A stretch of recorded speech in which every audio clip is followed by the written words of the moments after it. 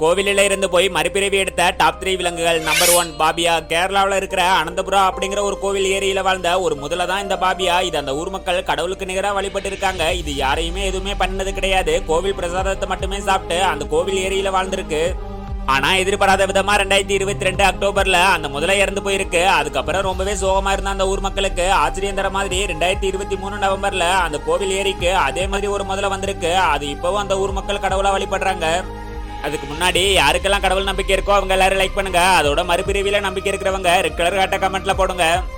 Number 2 அழகி. திருச்சி ஸ்ரீரங்கம் கோவிலில் வாழ்ந்த ரொம்பவே ஃபேமஸான ஒரு யானை தான் இந்த அழகி. என்னதான் இந்த யானை இறந்து போனாலும் மக்களோட மனசுல இன்னும் அப்படியே தான் இருக்கு. ஆனா அதுக்கப்புறம் அதே குணத்தோட ஆண்டாள் அப்படிங்கிற ஒரு யானை வந்து அழகி மாதிரியே மௌத்தார்கன் வாசிச்சு மக்களை சந்தோஷப்படுத்திக்கிட்டு இருக்கு. இதை இப்பவும் அந்த ஊர் மக்கள் அழகியோட மறுபிறவியா பாக்குறாங்க. நம்பர் 3 பைரவா. மத்திய பிரதேசத்துல இருக்கிற ஒரு கால பைரவர் கோவிலுக்கு ஒரு நாய் காவலா இருந்திருக்கு. ஆனா அது வயசாகி இருந்த பின்னாடி அந்த நாய் இருந்த கொஞ்ச நாளிலேயே ஒரு கருப்பு நாய் வந்து அந்த கோவிலை காவல் காக்க ஆரம்பிச்சிருக்கு. அது அந்த ஊர் மக்களும் பக்தர்களும் அந்த பைரவரே வந்து கோவிலை பாதுகாக்கிறதா நம்புறாங்க.